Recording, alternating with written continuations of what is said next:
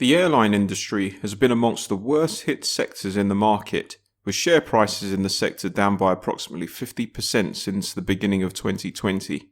IATA, the industry trade body, estimates that the industry could lose up to $113 billion in revenue as a result of the pandemic. And the Centre for Aviation has warned that most airlines could go bankrupt without external stimulus. Despite this, there are potentially some unique opportunities for investors like us to make significant returns as lockdown measures are slowly eased and airlines gradually recover. Southwest Airlines have been considered to be one of the safest airline stocks to invest in during this pandemic. So in this video, we'll complete a detailed analysis of Southwest Airlines and compare them against some of the largest airline operators in the US and Europe.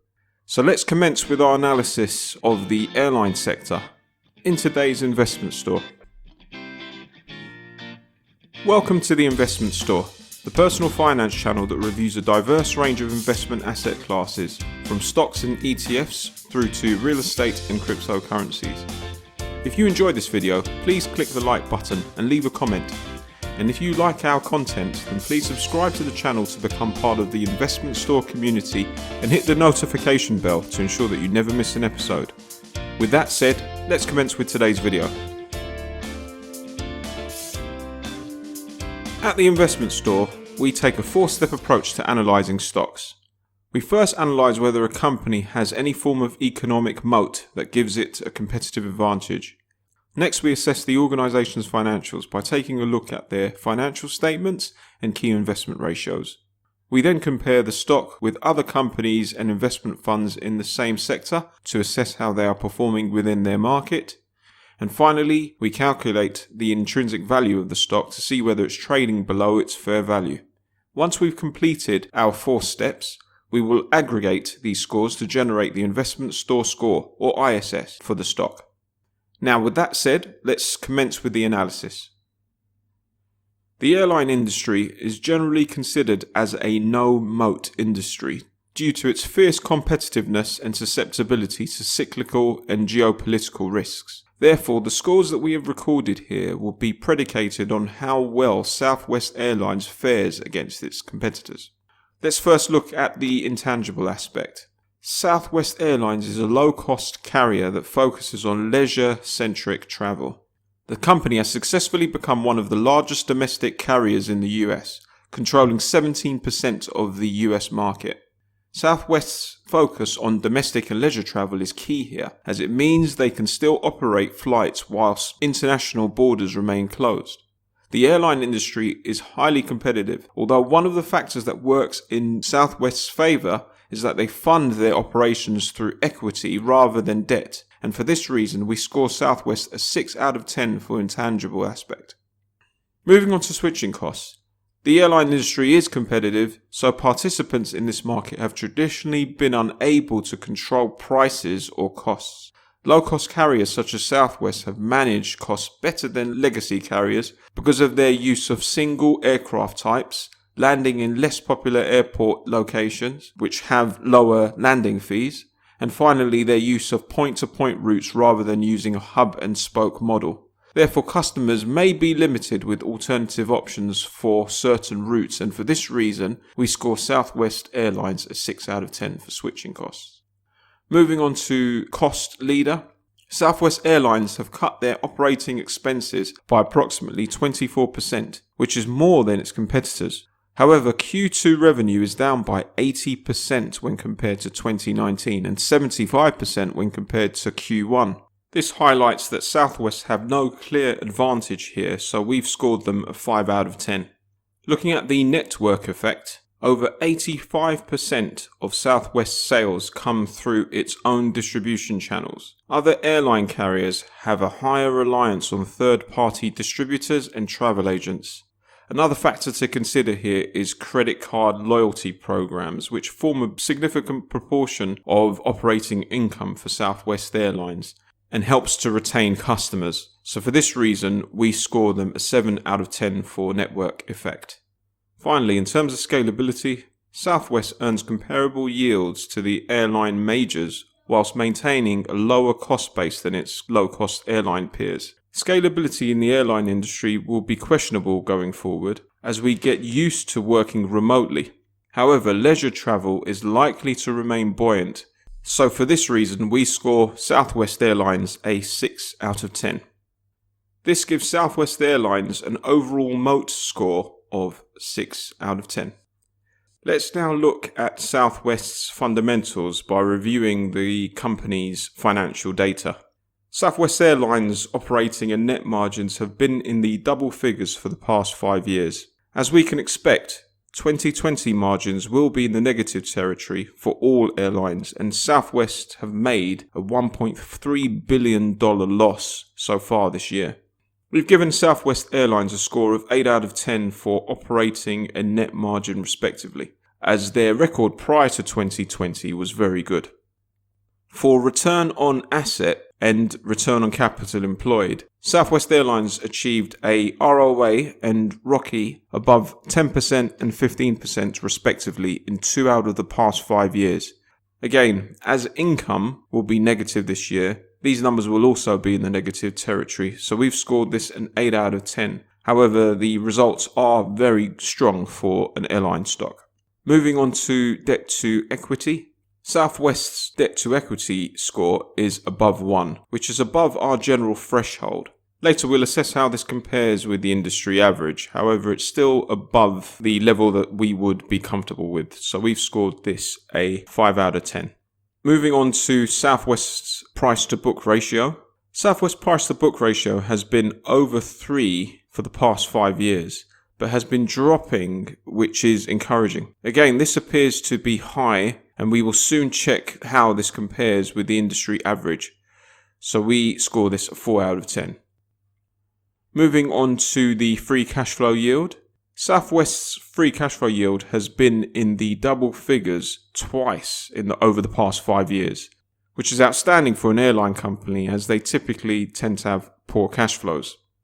We have scored Southwest Airlines a 9 out of 10 in this area. We would usually score them a 10 out of 10 for such strong free cash flow yield figures. However, we haven't done this because the next item that we look at, the cash ratio, is very low.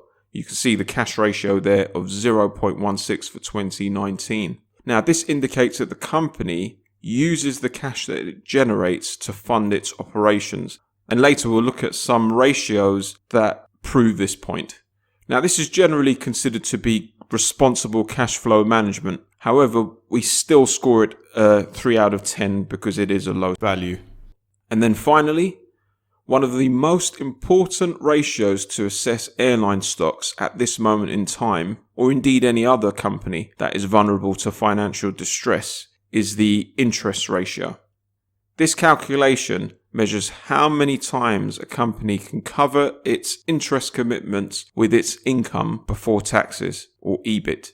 Southwest Airlines has a healthy interest cover above 20, which is good and gives us confidence that they can survive the global lockdown, which is very important in making an investment decision. Therefore, we've scored them a 8 out of 10 for interest cover.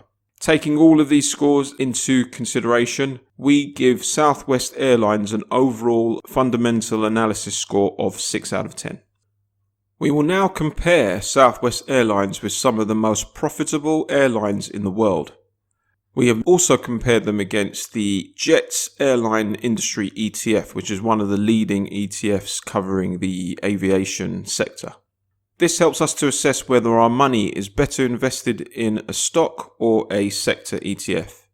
And to normalize this analysis, we have based most of our comparative numbers with 2019 results, as the 2020 results may skew our analysis. So looking first at the net margin, Southwest have the strongest profit margin when compared to other airlines in the sector, so we've scored them a 9 out of 10 here. Southwest also has the highest PE ratio in the sector, suggesting that there are better value stocks elsewhere in the sector. So we scored them a 3 out of 10 for PE ratio. Southwest Airlines has the highest interest cover in the sector by quite a margin, with 28 compared to Delta Airlines 22. so we score them a 10 out of 10 for interest cover.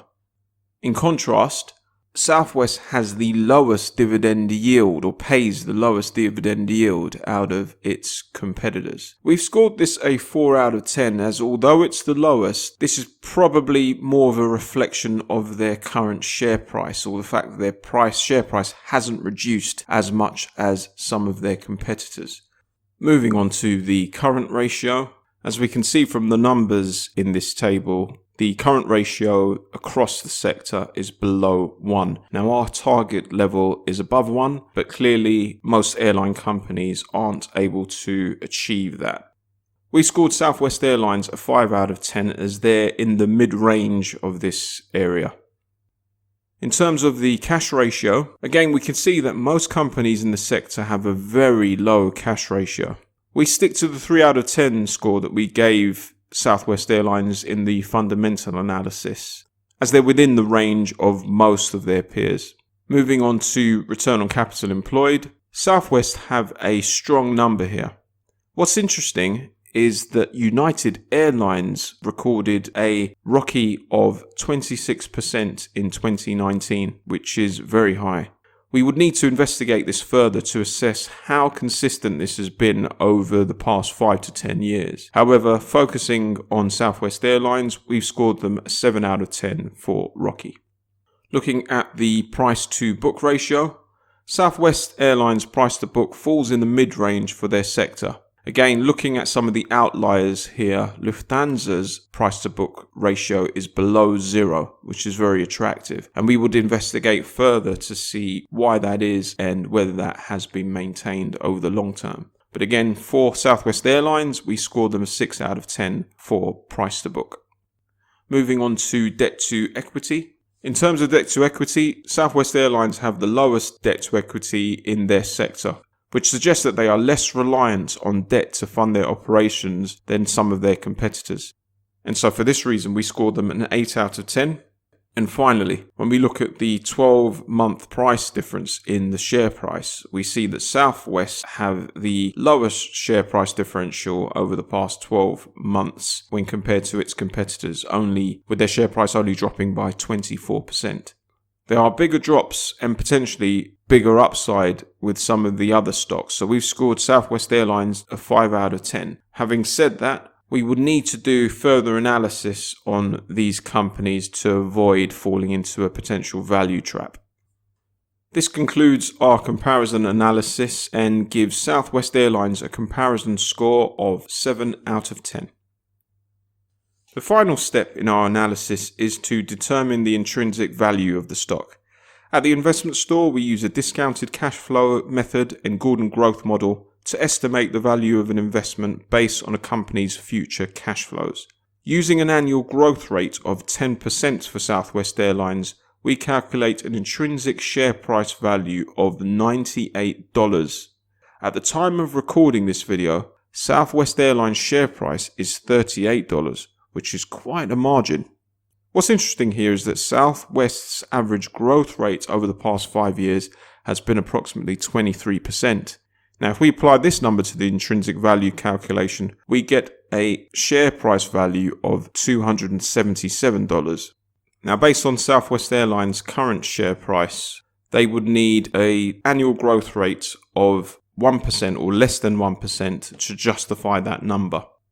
Now, there is a stark difference between what we're calculating as an intrinsic value and the real value. So we would need to do a verification exercise to test whether the number of shares outstanding is actually accurate. So we would hold that as a caveat for now. And as a result of this, we've given Southwest Airlines an intrinsic value score of 8 out of 10.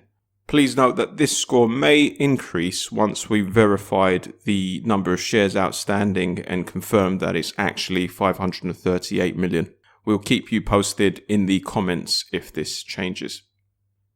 In summary, we have recorded the following scores for Southwest Airlines, giving them an ISS of 8 out of 10, which is a good score for an airline in the current economic climate. Now, if we were to invest in Southwest Airlines, we would obviously rely on our predictions of how the airline industry will fare after the global pandemic. We're of the opinion that Southwest's business model of serving the domestic market and leisure sector will leave it less susceptible to changes in travel behaviours that we're likely to observe in the international and business travel sectors. Therefore, in our opinion, Southwest Airlines is certainly a stock to monitor over the next 3 to 4 months. We are not certain that we would intend to hold this stock for the long term. However, their recovery looks more likely than some of their competitors. Thanks for watching. If you enjoyed this video, please leave a like and let us know what you think of our findings. If you'd like to learn more about how we analyse assets, then please subscribe to the channel. We look forward to seeing you on the next video.